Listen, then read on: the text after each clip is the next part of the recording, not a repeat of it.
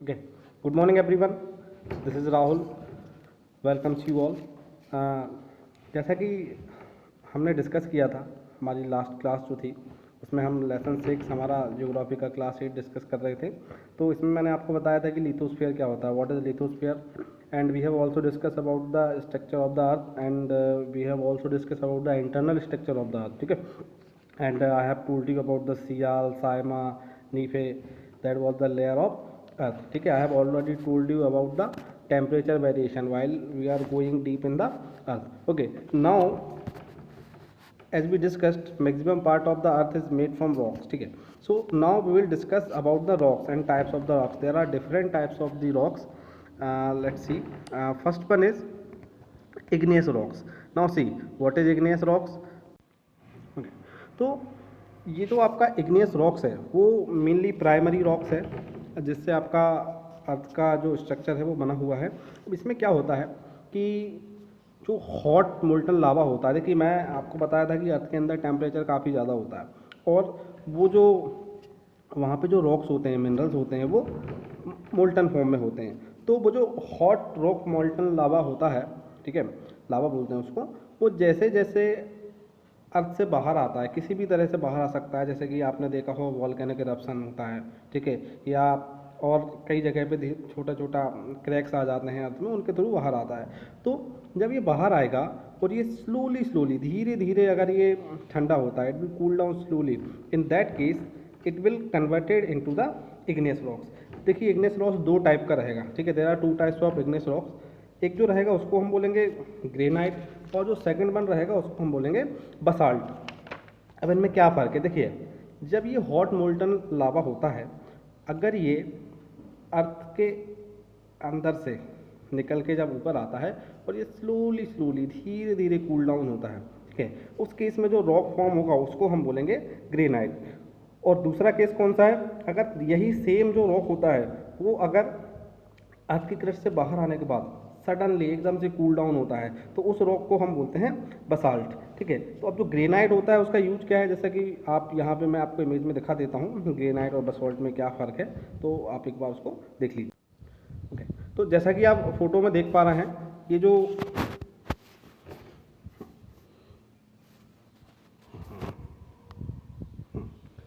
तो ये फर्स्ट वाला जो है ये आपका ग्रेनाइट कहलाता है। ठीक है, जो फर्स्ट वाला जो है इसको आप बोलते हैं ग्रेनाइट। ठीक है, और जो सेकंड साइड है जिसको आप देख पा रहे हैं इसको है बेसाल्ट। तो ग्रेनाइट का क्या यूज है, ग्रेनाइट का जैसे बिल्डिंग मटेरियल्स होते हैं उनमें हम ग्रेनाइट का यूज़ करते हैं।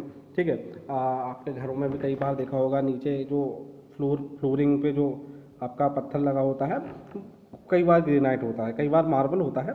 मार्बल के बारे में भी हम आगे डिस्कस करेंगे। और साइड में जो देख रहे हो आप ब्लैक कलर का, इसको बोलते हैं बसाल्ट। तो ग्रेनाइट क्या है, जब हॉट मोल्टन जो रॉक होता है वो स्लोली स्लोली कूल डाउन होगा तो ग्रेनाइट फॉर्म होगा। ठीक है, और वही जो लावा है या हॉट मोल्टन जो रॉक्स है वो सडनली एकदम से, ठीक है, बहुत कम टाइम में ही अगर कूल डाउन हो जाता है तो उस केस में जो स्टोन क्रिएट होता है दैट वुड बी बसाल्ट। अब जो बसाल्ट जो होता है वो काफ़ी हैवी टाइप का रॉक होता है। अच्छा, बसाल्ट को भी आपने देखा होगा, ये कहाँ पे यूज़ होता है, जैसे रोड का कंस्ट्रक्शन होता है वहाँ पे बसाल्ट का यूज़ होता है। ठीक है, तो और हमारे यहाँ भी जो रूफ होती है, ठीक है, जो स्लैब डाली जाती है रूफ की, उसमें भी बसाल्ट का यूज़ होता है। ठीक है, तो अब देखिए दोबारा से हम वापस चलते हैं। तो यहाँ पे आप समझ गए होंगे फर्स्ट टाइप का जो रॉक्स है वो है आपका इग्नियस रॉक्स। ठीक है, तो इग्नियस रॉक्स में मैं आपको दो टाइप बता दी हैं, ग्रेनाइट एंड बसाल्ट। ठीक है, आपको इसको थोड़ा सा ध्यान रखना है। अब देखिए आगे नेक्स्ट टाइप का जो रॉक है उसको हम बोलते हैं सेडिमेंट्री रॉक। देखिए यहाँ पे आप देख पा रहे हैं सेडिमेंट्री रॉक, तो क्या डेफिनेशन है यहाँ पे, the pebbles tiny pieces of stones fossils which are being carried by water, air and snow are stored in layers on land or under sea bottom. Such assembled substances are called sediment. देखिए क्या होता है कि long term में अगर हम देखें तो धीरे धीरे धीरे धीरे टाइम के साथ, जैसे एक जगह पे आप बोल सकते हैं एयर के साथ या वाटर के साथ जो पेबल्स है, पेबल्स क्या होता है, पेबल्स अनेक छोटे छोटे छोटे छोटे स्टोन्स होते हैं वो, या फिर दूसरे जैसे कोई स्टोन है, ठीक है, उसका बहुत छोटे छोटे छोटे छोटे टुकड़े आके एक जगह पे जमा होते जाते हैं। ठीक है, सेट होते जाते हैं। तो अब जब बहुत लंबे टाइम तक एक ही जगह पे अलग अलग टाइप के स्टोन्स या पेबल्स या रॉक्स जो भी है वो किसी भी तरीके से बाय वाटर और बाय एयर, ठीक है, एक के बाद एक के बाद एक के ऊपर एक सेट हो जाते हैं, तो वो क्या होती है, एक लेयर्स बना लेती हैं, जैसा कि आप यहाँ पे भी देख पा रहे हैं, इसको दिखाया गया है लेयर्स की फॉर्म में। तो ये जो लेयर्स हैं, ठीक है, देखिए पेबल, सैंड, यहाँ पे आपका चीका, ऑर्गेनिज्म। तो अच्छा, यहाँ पे जैसे जैसे टाइम के साथ ये सेट होती जाती हैं, तो यहाँ पे दो चीज़ों का और इम्पोर्टेंट रोल होता है।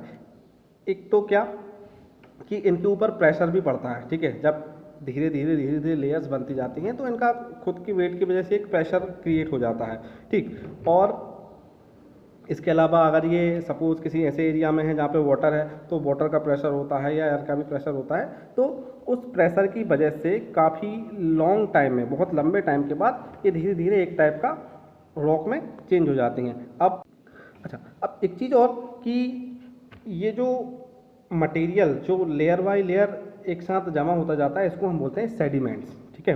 तो क्या बोलते हैं, सेडिमेंट। सेडिमेंट क्या है, पेबल्स या स्टोन के छोटे छोटे टुकड़े होते हैं, वो एक के ऊपर एक धीरे धीरे जमा होते जा रहे हैं, ठीक है। तो इन छोटे छोटे पार्टिकल्स को हम बोलते हैं सेडिमेंट, ठीक है। और इस प्रोसेस को बोलते हैं हम सेडिमेंटेशन, ठीक है।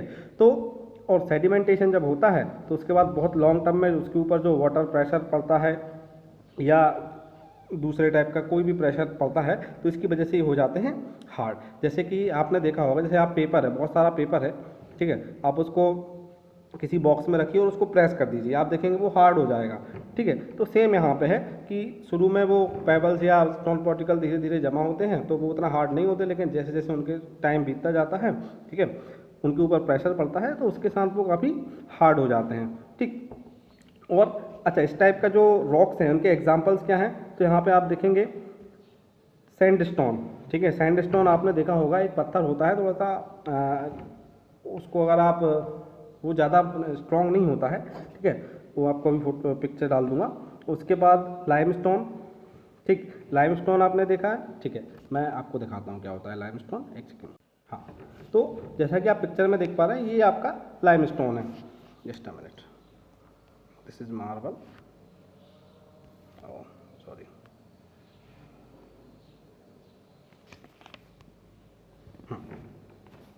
ये तो ये आपका लाइमस्टोन है, ठीक है।